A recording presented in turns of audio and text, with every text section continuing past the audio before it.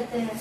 हिंदी में वर्णमाला का डेफिनेशन, हिंदी में क्या है, वर्णों के व्यवस्थित समूह को वर्णमाला कहते हैं। ठीक है, वर्णमाला का इंग्लिश अल्फाबेट होता है और इंग्लिश में अल्फाबेट का डेफिनेशन होता है ए से लेकर जेड तक को क्या कहते हैं, अल्फाबेट कहते हैं। ठीक है, चैप्टर 2 हिंदी व्याकरण में पढ़ने जा रहे हैं। इससे भी बहुत सारे क्वेश्चन पूछे जाते हैं।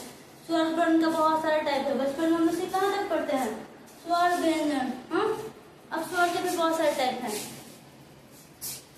इस वर्णमाला के अंतर्गत भाषा संस्कृत के भाष शब्द से बना है। पहला बात क्या है, भाषा जो है संस्कृत के किससे बना है, भाषा संस्कृत के भाष शब्द से बना है।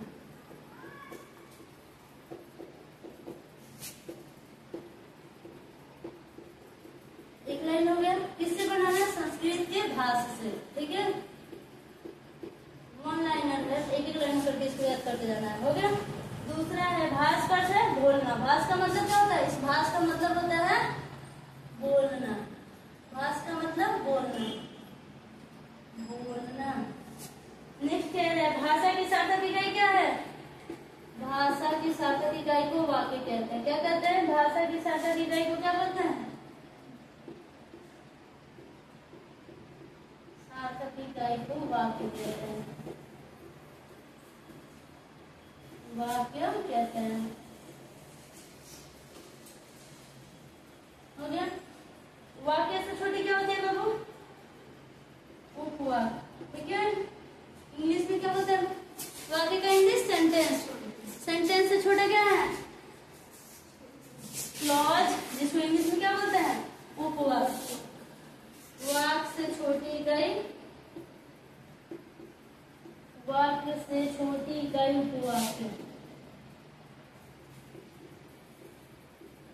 उपवाक्य छोटा है या वाक्य छोटा है, कौन छोटा है, उपवाक्य। ठीक है, नाम है उपवाक्य। प्रधानमंत्री बड़ा क्यों, प्रधानमंत्री बड़ा। ठीक उसी तरह वाक्य बड़ा है या उपवाक्य, उपवाक्य छोटा है, वाक्य बड़ा है। यानी वाक्य से छोटी इकाई को क्या बोलते हैं, उपवाक्य। उपवाक्य से छोटी इकाई को क्या बोलते हैं, उपवाक्य से छोटी इकाई यानी क्लॉज। क्लॉज हाफ होता है, पूरा सेंटेंस क्लियर नहीं होता है। CLAUSE क्लॉज, क्लॉज मीन्स उपवाक्य। ठीक है, सेंटेंस मीन्स वाक्य। सेंटेंस पूरा एक मीनिंग को क्लियर करता है। ठीक है, कैपिटल लेटर से स्टार्ट होता है, उसका कोई ना कोई मीनिंग होता है। ठीक है, सेंटेंस क्या होता है, सेंटेंस क्या होता है, कैपिटल लेटर से स्टार्ट होता है, उसका कोई मीनिंगफुल अर्थ होता है। ठीक है, उसके बाद से कह रहा है कि जो उपवाक्य होता है वो अधूरा होता है, इनकम्प्लीटेड होता है। जैसे आई गो टू स्कूल, ये क्या हो गया, सेंटेंस हो गया। और सिर्फ कह दिए को, वो भी सेंटेंस हो गया। वहां जाने की परमिशन हम ऑर्डर दी जा रही है, कौन सा, इंपरेटिव सेंटेंस में सिर्फ वो कहने से वो सेंटेंस हो रहा है। लेकिन रहेगा आई कैन, आई कैन, क्या ये सेंटेंस है, सेंटेंस तो है ये नहीं, क्योंकि आई कैन क्या कुछ क्लियर नहीं कहा जा रहा है यहाँ पे। तो ये क्या हो गया, हमारा क्लॉज हो जाएगा उपवाक्य। तो वाक्य से छोटी क्या हो जाएगा, उपवाक्य। उपवाक्य से छोटी क्या हो जाएगी, पदबंध। उपवाक्य से छोटी इकाई को क्या कहते हैं, पदबंध।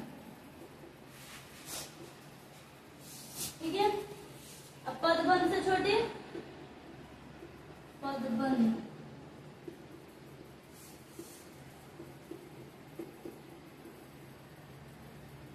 छोटी इकाई को क्या कहते हैं, पदबंध कहते हैं। इस उपवाक्य से छोटी को, पदबंध से छोटी इकाई को क्या कहते हैं, पद कहते हैं। क्या कहते हैं,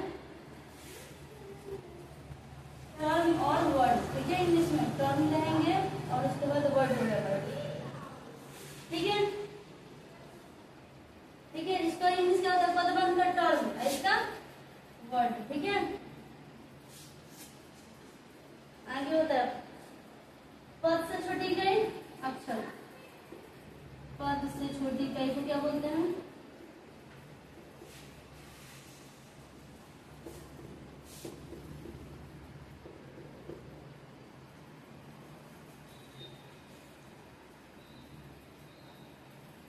अक्षर कहते हैं। क्या कहते हैं, अक्षर किसको कहते हैं, पद से छोटी। अक्षर से छोटी क्या होगी, अक्षर से छोटी इकाई,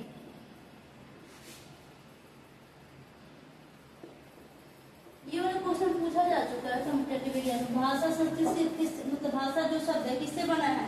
हिंदी से, संस्कृत से, किससे? संस्कृत से। किससे बना है? और संस्कृत में तो बना है किससे बना है? भाष से बना है। ठीक है। अब है हमारा अक्षर से छोटी क्या है? ध्वनि या वर्ण। अक्षर से छोटे इकाई को ध्वनि या वर्ण कहते हैं। ध्वनि या वर्ण। ठीक है। साउंड। ठीक है। या सिलेबल। लेटर से छोटा क्या हो जाएगा? सिलेबल। ठीक है। सेंटेंस से छोटा क्लॉज, क्लॉज से छोटा टर्म, टर्म से छोटा वर्ड, वर्ड से छोटा वर्ड से छोटा लेटर, लेटर से छोटा सिलेबल। ठीक है। हो गया क्लियर? मिटा दो। हो गया क्या?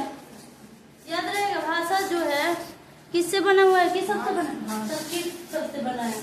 संस्कृत से कौन सा शब्द से? किस भाषा से बना है? भाषा जो है किसका अंग है? संस्कृत है कि हिंदी का? संस्कृत का। किससे? भाषा शब्द से बना है। कौन सा शब्द से बना है? वाक्य से कहते हैं। भाषा की सार्थक इकाई को क्या कहते हैं? वाक्य कहते हैं। वाक्य से छोटा क्रम वाइज याद कर लेना। उसको असेंडिंग ऑर्डर में भी सजा के लिख सकते हैं। ठीक है। आगे है वर्णमाला। चैप्टर क्या है हमारा? थोड़ा इसको वर्णमाला पढ़ने से पहले हमने क्या पढ़ा? भाषा के बारे में। ठीक है। वर्णमाला किसे कहते हैं? किसे कहते हैं वर्णमाला? वर्णमाला वर्णों के व्यवस्थित क्रम को, वर्णों के व्यवस्थित अरेंजमेंट समूह को क्या कहते हैं? वर्णमाला। वर्णमाला कहते हैं।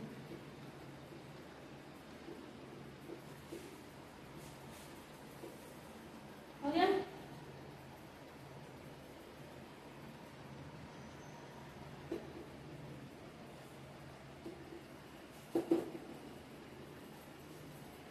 मूलतः हिंदी में उच्चारण के आधार पर कितना पढ़ना है? मूलतः हिंदी में यानी जो फंडामेंटल हिंदी है उसमें जो है मूलतः हिंदी में वर्णमाला उच्चारण के आधार पर कितने वर्णमाला है?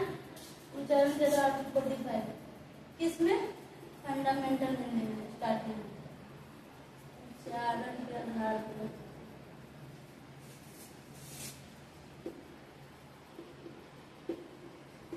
45 वर्ण है। कितने वर्ण है? 35 क्या? व्यंजन। 10 को क्या? 35 प्लस 10 को 35 में 10 जोड़ेंगे 45। किसके आधार पर? मूलतः हिंदी में उच्चारण के आधार पर 45 वर्ण। लेखन के आधार पर 52 वर्ण है। कितने हैं? लिखने के आधार पर। क्वेश्चन घुमा के ज्यादा कॉम्पिटेटिव में पूछा जाता है। मूलतः हिंदी में पूछे तो 45 वर्ण, लेखन के आधार पर पूछे तो 52। टोटल लेखन के आधार पर कितना है? 52 वर्ण। कौन कौन है बाबू? 13 को स्वर, 35 को व्यंजन, 4 को संयुक्त। 13 स्वर। ठीक है। 35 व्यंजन और 4 को संयुक्त व्यंजन। ठीक है। छत्र ज्ञान श्रव। ठीक है। और 13 को होता है ना, 13 को स्वर यानी 35 को व्यंजन, कॉल से लेके ज्ञान तक। उसके बाद उसमें क्या होता है? ड बड़ी डी, ड और बड़ी ढ, ये दोनों मिक्स कर दिया जाए तो 35 को हो जाएगा। 4 को संयुक्त व्यंजन। 4 को कौन कौन है? वो 4 को कौन कौन है? छत्र ज्ञान श्रव। ये सब जोड़ के क्या होएगा वो? 52। कितना होएगा? 52। 13 प्लस 50, 35 प्लस 4 जोड़ेंगे तो 52। लेखन के आधार पर पूछेंगे वर्ण कितने हैं तो 52 है। मूलतः हिंदी में कितना है उच्चारण के आधार पर? मूलतः हिंदी में उच्चारण के आधार पर, अगर उच्चारण के आधार पर मूलतः हिंदी में पूछा जाए तो 45। मूलतः हिंदी में ही लेखन के आधार पर पूछा जाए तो 52 वर्ण है। हो गया?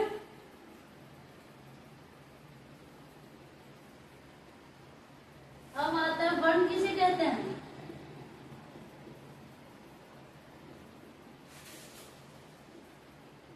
भाषा तो बस छोटी इकाई जिसको खंड लिया तो करना नहीं।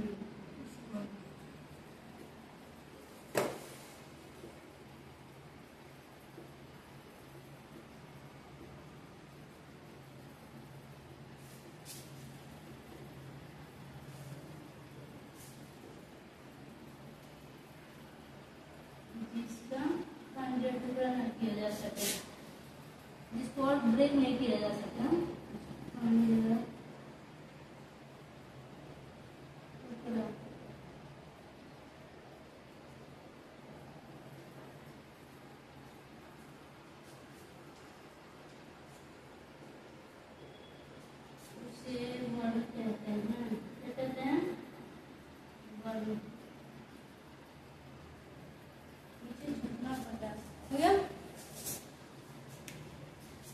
मूलतः हिंदी में उच्चारण के आधार पर 45 वर्ण होते हैं, जिसमें से 35 व्यंजन होता है और 10 स्वर अ, आ, री और अंग और अ छोड़ के 10 स्वर में कौन कौन है? आखिर 35 व्यंजन दिया तो कौन कौन है? क से गया तक 33 हो गया। और दूगो कौन वाला? ड और ढ।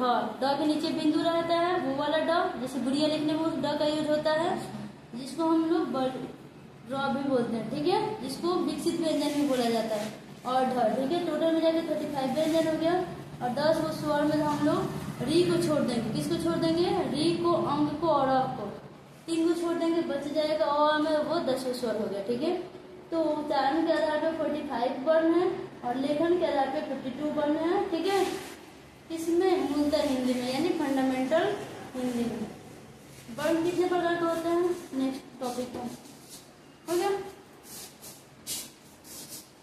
जाओ, वर्णमाला समझ में आ गया?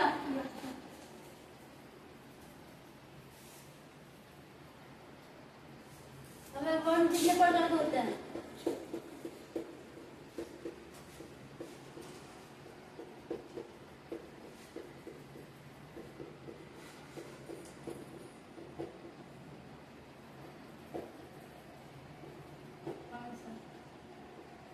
वर्ण 2 प्रकार के होते हैं। कितने प्रकार के?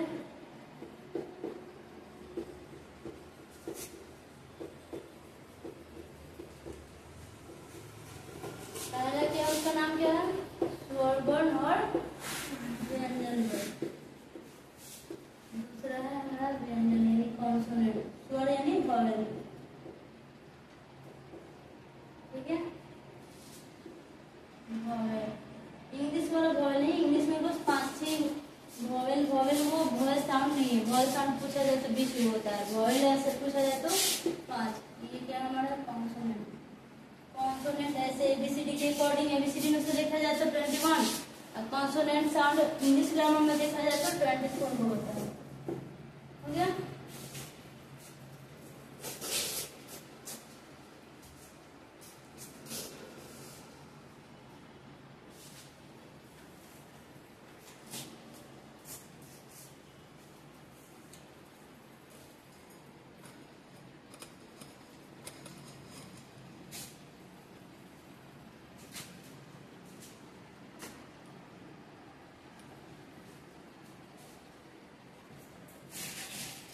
ये पहले क्या होता है? ये हो गया वर्ण के टाइप, हो गया वर्ण का डेफिनेशन, हो गया वर्णमाला का डेफिनेशन, हो गया।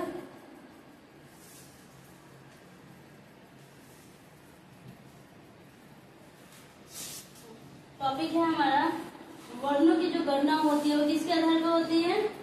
उच्चारण और लेखन के आधार पर। किसके आधार पर? उच्चारण के आधार पर किए गए वर्ण गणना को ज्यादा उपयुक्त माना जाता है। कौन वाला ज्यादा उपयुक्त माना जाता है? उच्चारण के आधार पर। अब उच्चारण के आधार पर हिंदी में वर्णों की कुल संख्या अब क्या दे दी है? वो मूलतः हिंदी में था, अब क्या है? उच्चारण के आधार पर वर्णों की संख्या हिंदी में टोटल 47 है। 10 स्वर है, 37 व्यंजन है, ठीक है। 10 और 37 मिलकर 47। वो मूलतः हिंदी में कितना था? उच्चारण के आधार पर 45 था, ठीक है। इसमें क्या है कि कितना हो गया? 47 हो गया। 47 कौन कौन? 35 हिंदी के मूल व्यंजन, 2 आगत व्यंजन, और आगत व्यंजन कौन कौन? 35 तो नहीं, आगत व्यंजन इसको बोलते हैं, जो और जिसके नीचे नुक्ता लगा हो, ठीक है, ये आगत व्यंजन है। 35 को जो व्यंजन बताया था वो 2 ये इंक्लूड हो गया। तो अब मूलतः हिंदी में कितना था? मूलतः हिंदी में था कितना? 45 था, ठीक है। उच्चारण के आधार पर मूलतः हिंदी में कितने थे? 45। लेकिन अब कह रहा है कि 47 है। दूगो कौन बढ़ गया? ये वाला जोड़, ठीक है। छात्र यहाँ एक एकल व्यंजन नहीं है, ये संयुक्त व्यंजन। छ तरह क्या क्या है? संयुक्त है। क्यों? छ को क प्लस स, क प्लस मूर्धन्य स और उसके नीचे हलंत, ठीक है। त्र को त प्लस र, यहाँ को ज प्लस इ, उसके नीचे हलंत जरूर देना है, ठीक है। इसलिए इसको क्या बोलेंगे? संयुक्त व्यंजन, क्योंकि इसमें दो दो को व्यंजन आके जुड़ गया, संयुक्त हो गया, कंबाइन हुआ, इसलिए इसको क्या कहते हैं?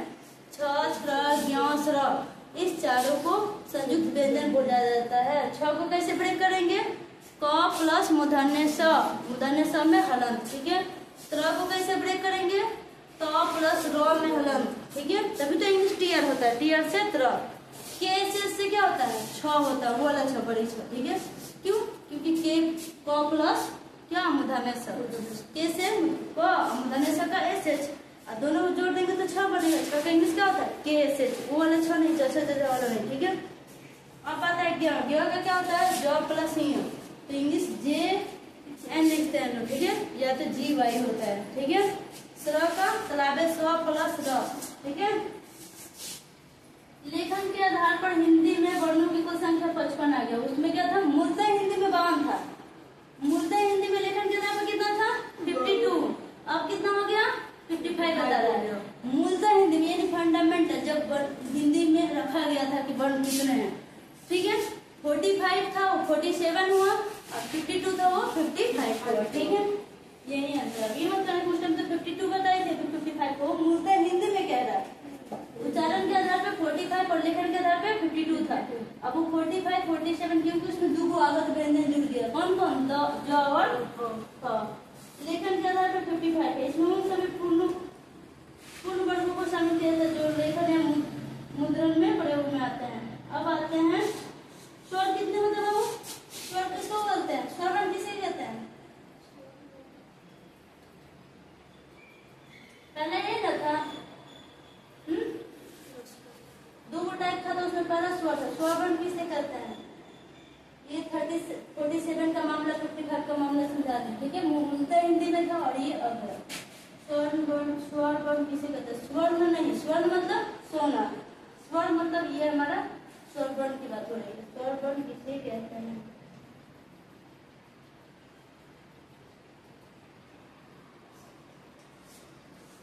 वह वर्ण जिसके उच्चारण में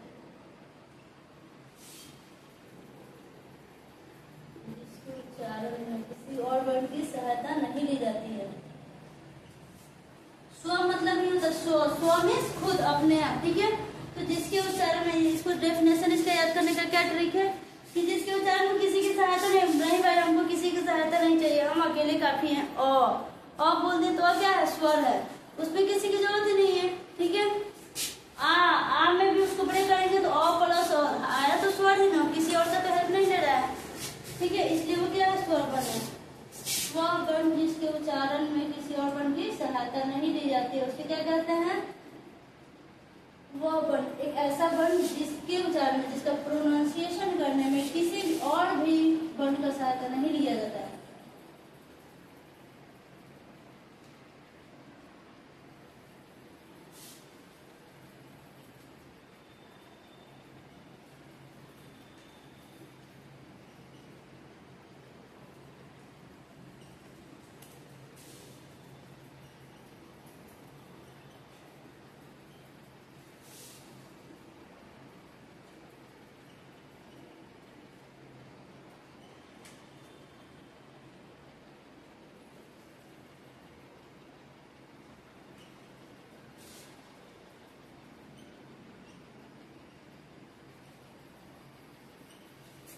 तो वन एग्जाम्पल में कौन सा हो जाएगा? और सब क्या है? और क्या है? हिंदी के स्वर है। इंग्लिश में वॉवेल कौन कौन हो जाएगा? ए आई ओ, वॉवेल है, लेटर वाले में आता है। और ऐसे भी कहा जाता है कि अगर सच देखे तो वॉवेल लेटर नहीं होता, वॉवेल साउंड होता है। उदाहरण क्या हो जाएगा? ओ,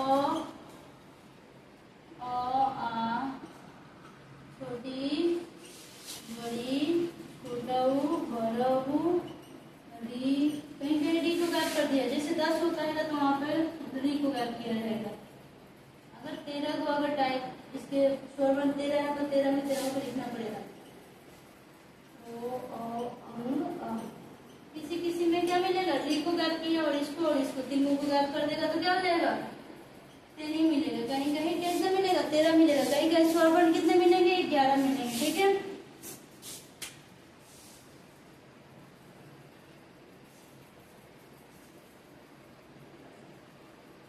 बता दो।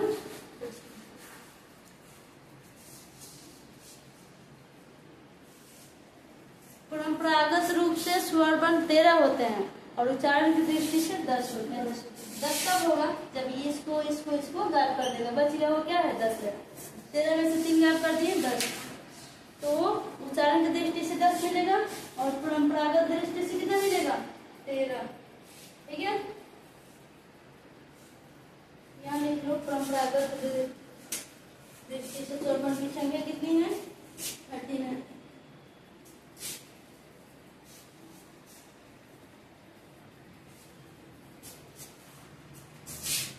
परंपरागत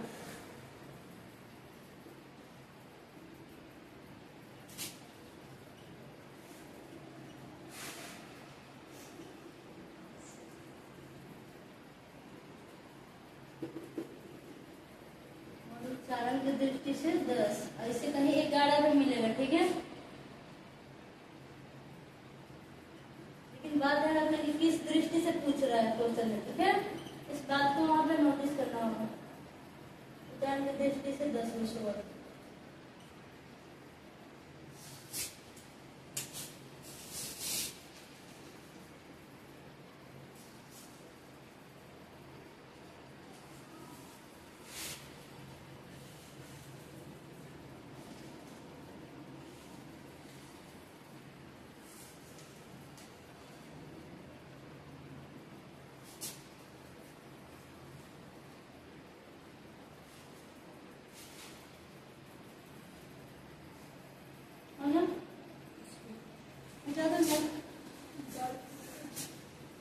स्वर वर्ण के टाइप कल पढ़ेंगे, स्वर्ण नहीं स्वर। ठीक है, स्वर वर्ण के ये सब डेफिनेशन थे। ठीक है, इसके टाइप अगले वीडियो में। ठीक है, स्वर वर्ण का टाइप, व्यंजन वर्ण और उसके टाइप इसके नेक्स्ट वीडियो में लड़ा जाएगा।